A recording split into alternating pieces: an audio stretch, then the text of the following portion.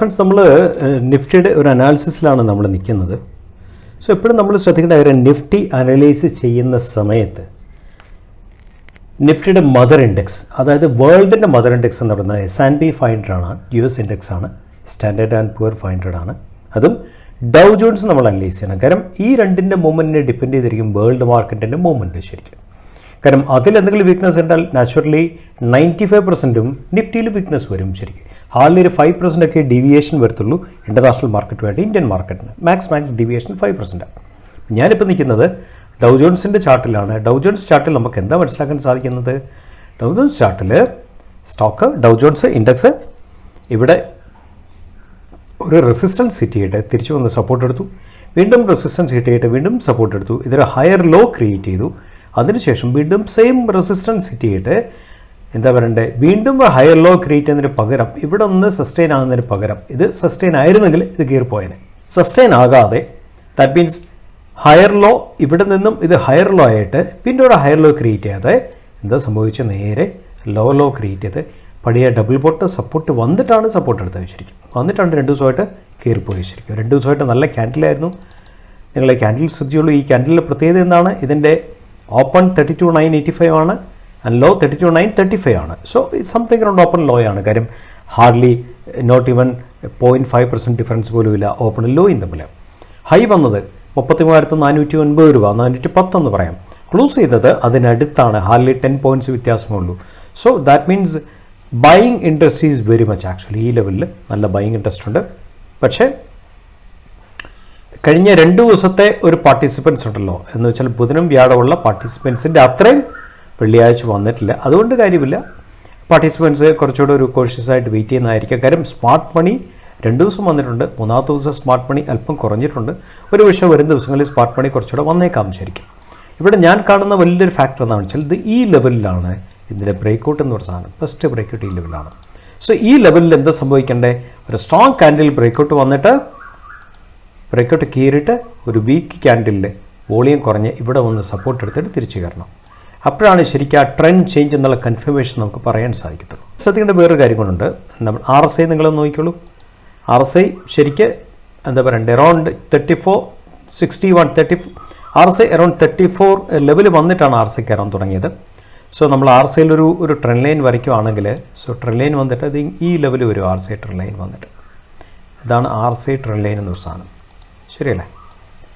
So എന്താ സംഭവിക്കുന്നത്? RSIയിൽ 2 പ്രാവശ്യം സപ്പോർട്ട് എടുത്തിട്ട് 3-ാമത്തെ പ്രാവശ്യം സപ്പോർട്ട് എടുത്തു, താഴെ പോയി അടുത്ത ട്രെൻഡ് ലൈൻ ബ്രേക്കൗട്ട് നിൽക്കുകയാണ് ശരിക്കും. സോ ഈ ബ്രേക്കൗട്ട് എന്നുള്ള സംഗതി ഈ വലിയ ക്യാൻഡിൽ എത്തുന്ന സമയത്ത് ഇത് അറ്റ്ലീസ്റ്റ് 50ക്ക് മേളിൽ, സോ ഈ ലൈൻ എന്ന് പറയുന്നത് 60 ആണ് ശരിക്കും. 60 മേളിൽ ക്രോസ് ചെയ്യണം, എന്നാലും മൊമെൻറ്റത്തിൻ്റെ ഒരു സ്ട്രെങ്ത് കിട്ടത്തുള്ളൂ ശരിക്കും. ഈ ലെവലിൽ ക്രോസ് ചെയ്യണം. ക്രോസ് ചെയ്യുന്നതിന് പകരം ഈ ലെവലൊക്കെ വന്നിട്ട് ഇവിടെ ഇങ്ങനെ 2 ദിവസമൊക്കെ നിന്നിട്ട് പിന്നെ താഴെ പോകാൻ പാടില്ല. താഴെ പോയാൽ വീക്ക്നസ്, വീണ്ടും അത് വീക്ക്നസ്സായി മാറും. സോ നമുക്ക് ഈ ലെവൽ വളരെ ക്രിട്ടിക്കലാണ്. 60 ലെവൽ, RSI 60 ലെവൽ വളരെ ക്രിട്ടിക്കലാണ് ഈ ബ്രേക്കൗട്ട് വരുന്ന സമയത്ത് ശരിക്കും. നോർമൽ കേസിൽ വരാറുണ്ട്, നോക്കാം, നമുക്ക് കാത്തിരിക്കാം. സോ ഇതിനു മുമ്പ് റെസിസ്റ്റൻസ് ക്രോസ് ചെയ്യാനുണ്ട്. ഇതാണ് അടുത്ത റെസിസ്റ്റൻസ് ലെവൽ ശരിക്കും. ഈ ലെവൽ ക്രോസ് ചെയ്ത് പോകണം ശരിക്കും. സോ ഈ ലെവൽ റെസിസ്റ്റൻസ് ആകാൻ കാര്യമെന്നാണ് ധാരാളം പ്രാവശ്യം ഇവിടെ ഡെയിലി ക്യാൻഡിൽ വന്ന് സപ്പോർട്ട് എടുത്ത് പോയതുകൊണ്ട് തിരിച്ച് കയറുമ്പോൾ ഇതൊരു സ്ട്രോങ് റെസിസ്റ്റൻസ് ആയിട്ട് ആക്ട് ചെയ്യാനുള്ള സാധ്യതയുണ്ട്. കാര്യം വെച്ചാൽ സംതിങ് അറൗണ്ട് 2 ആഴ്ചത്തെ ക്യാൻഡിൽ, 2 ആഴ്ചയ്ക്ക് മുകളിലുള്ള ക്യാൻഡിൽസ് ഇവിടെ നിന്ന് സപ്പോർട്ട് എടുത്ത് കയറിയത്. അതുകൊണ്ട് ഈ റെസിസ്റ്റൻസ് സോൺ എന്ന് പറയുന്നത് ഡൗ ജോൺസിനെ സംബന്ധിച്ച് വളരെ ക്രിട്ടിക്കലാണ് ശരിക്കും. നമ്മൾ S&P 500 ചാർട്ടിലാണ് നിൽക്കുന്നത്. Last 2 candle was excellent candles ആയിരുന്നു അല്ലേ. First candle was around 30 points, second candle was around 65 points. It is very good actually. 2 candle beautiful ആയിരുന്നു. വോളിയം ഉണ്ടോ എന്ന് നോക്കാം. സോ വോളിയം വളരെ സ്ട്രോങ് ആണ്. നമുക്ക് മൂവിങ് ആവറേജ് നമുക്ക് ഇട്ട് നോക്കാം. സോ മൂവിങ് ആവറേജ് 2നെയും ക്രോസ് ചെയ്ത് EMA 50യും EMA 20യും ക്രോസ് ചെയ്തിട്ടാണ് S&P 500 ക്ലോസ് ചെയ്യുക ശരിക്കും. സോ RSI വന്നിട്ട് ഓൾമോസ്റ്റ് 52 ഉണ്ട്. 52 മീൻസ് ന്യൂട്രൽ സോൺ ആണ്. ദാറ്റ് മീൻസ് എന്താ പറയണ്ടേ, RSI അറൗണ്ട് 40 ലെവലിൽ കിടന്നിട്ടാണ് RSI തിരിച്ച് കയറിയത് ശരിക്കും. സോ 40 ലെവലിൽ RSI 2 പ്രാവശ്യം സപ്പോർട്ട് എടുത്തിട്ട് കയറിയതുകൊണ്ട് തന്നെ ഈ RSI സ്ട്രോങ് ആണ് ശരിക്കും. സോ RSIയിൽ ബ്രേക്കൗട്ട് നമുക്ക് പ്രതീക്ഷിക്കാമോ എന്നുള്ളത് നമുക്ക് വരും ദിവസങ്ങളിൽ കാണാൻ സാധിക്കും. സോ RSI ബ്രേക്കൗട്ട് വന്നിട്ട് RSI ബ്രേക്കൗട്ട് വന്നു കേട്ടോ. സോ RSI ബ്രേക്കൗട്ട് ഓൾറെഡി വന്നു കഴിഞ്ഞു ശരിക്കും. ആ ബ്രേക്കൗട്ട് പ്രൈസിൽ കുറവ് വന്നാൽ മാത്രമേ ഈ ബ്രേക്കൗട്ടിൻ്റെ കൺഫർമേഷൻ വരത്തുള്ളൂ. സോ പ്രൈസ് എങ്ങനെ ആക്ട് ചെയ്യാൻ നമുക്ക് നോക്കാം. സോ ആദ്യത്തെ കടമ്പ എന്താണെന്ന് വെച്ചാൽ S&Pയിലെ ഇതിനെ ക്രോസ് ചെയ്ത് സ്ട്രോങ് ക്യാൻഡിൽ വിത്ത് വോളിയം ക്രോസ് ചെയ്ത് പോകണം. നോർമൽ കേസിൽ പോയിട്ട് രണ്ടാമത്തെ റെസിസ്റ്റൻസ് എന്ന് പറയുന്നത് ഈ ഒരു സോണാണ്. ശരിക്കും അടുത്ത റെസിസ്റ്റൻസ് ഈ സോണാണ്. ഈ സോണിനെ കട്ട് ചെയ്ത് പോയിട്ട് അവിടെ നിന്ന് കട്ട് ചെയ്ത് പോകുന്നതിന് ശേഷം ഒരു പക്ഷേ ഒരു സ്ട്രെങ്ത്തിൽ ഇവിടുന്ന് കട്ട് ചെയ്ത് പോയാൽ തിരിച്ച് അവിടുന്ന് ഒരു pull back week pull back വന്നിട്ട് ഇവിടുന്ന് ഒരു പക്ഷേ ചാടിപ്പോകാം. അല്ല മാർക്കറ്റ് ഒന്ന് ഇനി ഫെഡിൻ്റെ ഒരു ഇൻട്രസ്റ്റ് റേറ്റ് കുറേ കൂടെ ബുദ്ധിമുട്ടാണെങ്കിൽ ഈ ക്യാൻഡിൽ പോയിട്ട് തിരിച്ച് വീണ്ടും വരാൻ വീണ്ടും ഇവിടെ വന്ന് സപ്പോർട്ട് എടുക്കാനുള്ള സാധ്യതയുണ്ട്. ഫെഡാണ് തീരുമാനിക്കുന്നത്. അടുത്ത ആഴ്ച ഫെഡിൻ്റെ തീരുമാനമാണ് 0.25% ബേസിസ് പോയിന്റ് കൂട്ടണോ ഇൻട്രസ്റ്റ് 0.5 ബേസിസ് പോയിന്റ് കൂട്ടണോ എന്നുള്ളത്. കറണ്ട് മാർക്കറ്റിലെ ലേറ്റസ്റ്റ് ഗ്രേപ്പ് വൈൻ ഇൻഫർമേഷൻ എന്താണെന്ന് വെച്ചാൽ 0.5 കൂട്ടില്ല എന്നുള്ള കൺസെപ്റ്റിലാണ് മാർക്കറ്റ് ഇത്രയും കയറിപ്പോയത്. സോ ഇത് രണ്ടും കൺസേൺസ് ആണ്, നമ്മുടെ മുമ്പിലെ വലിയ കൺസേൺസ് ആണ്. So far it is good actually. രണ്ട് ദിവസം ഇനി ഒരു ബ്രേക്കൗട്ട് കൊടുക്കുമില്ല എന്നുള്ളത് നാളെയോ മറ്റന്നാളോ ബൈ മൺഡേ ട്യൂസ്ഡേ നമുക്ക് അറിയാൻ സാധിക്കും. അതോ ഈ ലെവലിൽ പോയിട്ട് ഈ ലെവലിൽ വന്ന് സ്റ്റക്കപ്പ് ആവുന്നുള്ളത് നമുക്ക് അടുത്ത ആഴ്ച വരുന്ന ദിവസങ്ങൾ നമുക്ക് അറിയാൻ സാധിക്കും. സോ നിഫ്റ്റിയുടെ മൊമെൻറ്റും ഇതിനെ ഡിപ്പെൻഡ് ചെയ്താണ് ഇരിക്കുന്നത് ശരിക്കും. അപ്പോൾ ഇനി നമുക്ക് നിഫ്റ്റിയിലേക്ക് പോകാം. സോ നിഫ്റ്റിയുടെ ചാർട്ടാണ്. നിഫ്റ്റി ഒരു ബ്രേക്കൗട്ട് സോണിന് അടുത്ത് നിൽക്കുകയാണ് അല്ലേ. ഇതാണ് ബ്രേക്കൗട്ട് സോൺ. കുറച്ചുകൂടെ ഞാനത് സൂം ചെയ്യാം. ഇതാണ് ബ്രേക്കൗട്ട് സോണിന് അടുത്ത് നിഫ്റ്റി നിൽക്കുകയാണ്. സോ ആ ഒരു ക്യാൻഡിൽ ഫ്രൈഡേയിലെ ക്യാൻഡിലിന് എക്സലൻറ്റ് വോളിയം ഉണ്ടായിരുന്നു. So that's A very good thing actually.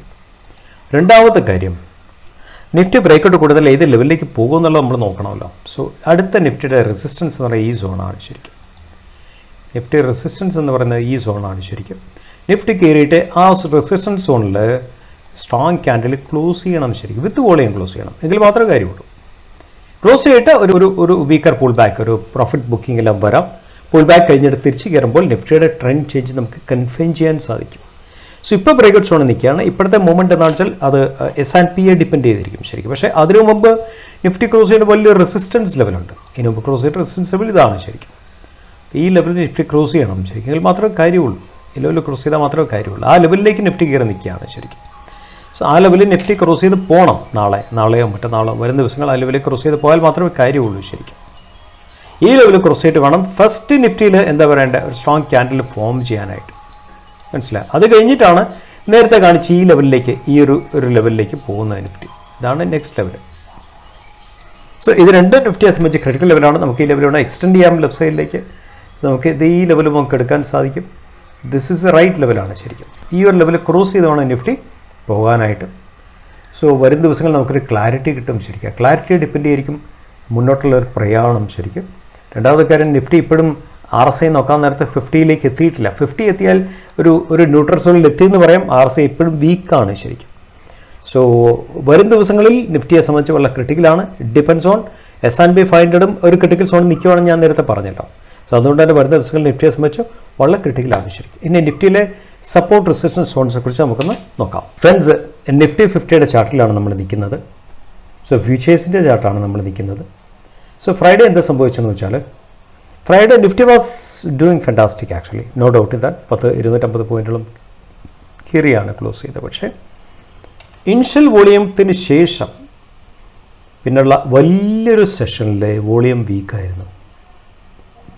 അതിനുശേഷം വോളിയം ഡെവലപ്പ് ചെയ്തത് ഫൈനൽ സെഷനിലാണ്. പ്രോഫിറ്റ് ബുക്കിംഗ് സമയത്താണ് വോളിയം ഡെവലപ്പ് ചെയ്തത്. സോ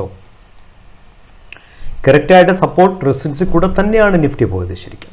നിഫ്റ്റി കയറിയതിന് ശേഷം റെസിസ്റ്റൻസിൽ ഹിറ്റ് ചെയ്തു, സപ്പോർട്ട് എടുത്തു, തിരിച്ച് ബ്രേക്ക് ചെയ്തു, അടുത്ത റെസിസ്റ്റൻസിൽ ഹിറ്റ് ചെയ്തു, അവിടെ തന്നെ സപ്പോർട്ട് എടുത്ത് അത് ആ റെസിസ്റ്റൻസിനെ ക്രോസ് ചെയ്ത് കയറാൻ നോക്കി. പക്ഷേ എന്താ സംഭവിച്ചത്, അവിടെ റെസിസ്റ്റൻസിനെ ക്രോസ് ചെയ്യാനായിട്ടുള്ള സ്ട്രോങ് വോളിയത്തിൻ്റെ വീക്ക്നെസ് ഉണ്ടായിരുന്നു. സ്ട്രോങ് വോളിയം വീക്ക്നെസ്സാണ് സംഭവിച്ചത്. നിഫ്റ്റി വീണ്ടും തിരിച്ച് താഴേക്ക് വന്നു ശരിക്കും. ഇനി എന്താ സംഭവിക്കുന്നത് വെച്ചാൽ, ബേസിക്കലി ഈ ഒരു സോൺ ഉണ്ടല്ലോ, ഈ ഒരു സോൺ ബേസിക്കലി നമ്മളിതിനെ പറയുന്ന പേര് നോ ട്രേഡ് സോൺ എന്നാണ് ശരിക്കും. സോ ഇനിയിപ്പം ഇതിന് മേളിൽ ബ്രേക്കൗട്ട് കൊടുത്താൽ മാത്രമേ നിഫ്റ്റിയിൽ, ഈ ലെവലിൽ മേളിൽ ബ്രേക്കൗട്ട് പോയാൽ മാത്രമേ നിഫ്റ്റിയിൽ there's a chance of moving up. അല്ല, ഇതിന് ഈ ഒരു സപ്പോർട്ടിന് താഴെ പോവുകയാണെങ്കിൽ നെക്സ്റ്റ് സപ്പോർട്ട് എന്ന് പറയുന്നത് ഇതാണ് ശരിക്കും. ഈ ലെവലാണ് നെക്സ്റ്റ് സപ്പോർട്ട് എന്ന് പറയുന്നത്. 17,612 615 ലെവൽ താഴെ പോയാൽ ബെസ്റ്റ് സപ്പോർട്ട് കൊടുക്കും. കാര്യം വെച്ചാൽ അവിടെ തന്നെ പല പ്രാവശ്യം നിഫ്റ്റി സപ്പോർട്ട് എടുത്തിട്ടുണ്ട്. എത്ര പ്രാവശ്യം സപ്പോർട്ട് എടുത്തു? 5 മിനിറ്റ് ക്യാൻഡിൽ ധാരാളം പ്രാവശ്യം സപ്പോർട്ട് എടുത്തിട്ടുണ്ട് അവിടെ തന്നെ. സോ ഇതാണ് നമ്മുടെ first support area. And this is second support area. കയറി പോവുകയാണെങ്കിൽ this is first resistance actually. കാരണം ഇത് നോട്ട് റേറ്റ് സോൺ ആണ്. ഫസ്റ്റ് റെസിസ്റ്റൻസ് ഇതാണ്, അതിനുശേഷം അടുത്ത റെസിസ്റ്റൻസ് ഇതാണ്, അതിനുശേഷം മൂന്നാമത്തെ റെസിസ്റ്റൻസ് ഇതാണ്. ശരിക്കും ഇതാണ് നിഫ്റ്റിയിലെ കറൻറ്റ് പൊസിഷൻ ശരിക്കും. സോ വോളിയം ഡെവലപ്മെൻറ്റ് വലിയൊരു ഫാക്ടറാണ് ഏത് സ്റ്റോക്കിലും ഏത് ഇൻഡെക്സിലും ട്രേഡ് ചെയ്യാനായിട്ട്. സോ പറയാൻ കാര്യം എന്താണെന്ന് വെച്ചാൽ ആഫ്റ്റർ ഇനിഷ്യൽ ആദ്യത്തെ ഒരു 5 മിനിറ്റ്സിന് ശേഷം വോളിയം ഡെവലപ്പ് ചെയ്തത് ലാസ്റ്റ് സെഷൻസിൽ മാത്രമാണ് ശരിക്കും. മേ ബി ഇതിനെ പ്രോഫിറ്റ് ബുക്കിംഗ് എന്ന് വേണം പറയാം ശരിക്കും, ഇൻട്രാഡേയുടെ മെയിനായിട്ട്. സോ അതിനപ്പുറം ഇൻ ബിറ്റ്വീൻ ദിസ് ശരിക്കും there was no volume development actually. So ഈ വരുന്ന ദിവസങ്ങളിലെ trade, that means Monday Tuesday വെൻസ്ഡേയിലെ ട്രേഡ്, S&Pയിലെ ഡെവലപ്മെൻറ്റ്സും ഡൗ ജോൺസിലെ ഡെവലപ്മെൻറ്റ്സും ഓൾമോസ്റ്റ് നമുക്ക് ഒരു കൺഫർമേഷൻ കിട്ടും. അതിനെ ഡിപ്പെൻഡ് ചെയ്തിരിക്കും നിഫ്റ്റിയുടെ മുന്നോട്ടുള്ള പറയണമോ പിന്നോട്ടുള്ള പറയണമോ. അൺലെസ് അൺടിൽ ഒരു സ്ട്രോങ് നെഗറ്റീവ് ന്യൂസ് ഇല്ലെങ്കിൽ ഭയങ്കരമായിട്ട് താഴ്പ്പുള്ള സാധ്യത കുറവാണ്. പക്ഷേ നെഗറ്റീവ് ന്യൂസാണ് മാർക്കറ്റിനെ ഇപ്പോൾ ഡ്രൈവ് ചെയ്യുന്ന വലിയൊരു ഫാക്ടർ. ഇനി നമുക്കൊരു 4 ചാർട്ട് കാണാം. ഈ 4 ചാർട്ട്സും വീക്ക്ലി ടൈം ഫ്രെയിമിലെ ചാർട്ട്സാണ്. ഈ 4 ചാർട്ടും ആബ്സലൂട്ട്ലി നോട്ട് എ റെക്കമെൻഡേഷൻ. ഈ 4 ചാർട്ട് നിങ്ങൾക്ക് ലേണിങ്ങിന് വേണ്ടി മാത്രം ഷെയർ ചെയ്യുന്നതാണ്. ഒരു കാരണവശാലും റെക്കമെൻഡേഷനായിട്ട് നിങ്ങൾ എടുക്കാൻ പാടില്ല. Only for learning. ഒബ്സർവ് ചെയ്യുക, ലേൺ ചെയ്യുക, സ്റ്റോക്ക് എന്നെ റെസ്പോണ്ട് ചെയ്യുന്നത് മനസ്സിലാക്കുക. കാര്യം വെച്ചാൽ ഇങ്ങനെയൊക്കെ മനസ്സിലാക്കിയാൽ മാത്രമേ നമ്മൾക്ക് കുറച്ചുകൂടി ബെറ്ററായിട്ട് പഠിക്കാൻ സാധിക്കത്തുള്ളൂ. സോ ഈ 4 ചാർട്ട്സിൽ ലേണിങ്ങിന് വേണ്ടി മാത്രം ഷെയർ ചെയ്യുന്നതാണ്. ഫസ്റ്റ് ചാർട്ട് ബാങ്ക് ഓഫ് ബറോഡയാണ്, വീക്ക്ലി ടൈം ഫ്രെയിമാണ്. ഡോണിയർ ഇൻഡസ്ട്രീസ് ആണ്. Not a recommendation, share only for learning actually. IIFL finance ആണ്, അതും not a recommendation, share only for learning actually. 4 weekly charts ആണ്. ഫെഡറൽ ബാങ്ക് ആണ്, again not a recommendation, share only for learning actually. Weekly ചാർട്ടാണ്. നിങ്ങൾ ഈ 4 ചാർട്ട്സിൻ്റെയും behaviour observe ചെയ്യുക, behaviour പഠിക്കുക, ടെക്നിക്കൽ പഠിക്കുക. സോ ദാറ്റ് നിങ്ങൾക്കൊരു ബെറ്റർ പ്രൊഫഷണലായിട്ട് മാറാൻ തീർച്ചയായും സാധിക്കും ശരിക്കും. അതിനുവേണ്ടി മാത്രമാണ് 4 ചാർട്ട്സ് ഷെയർ ചെയ്തത്.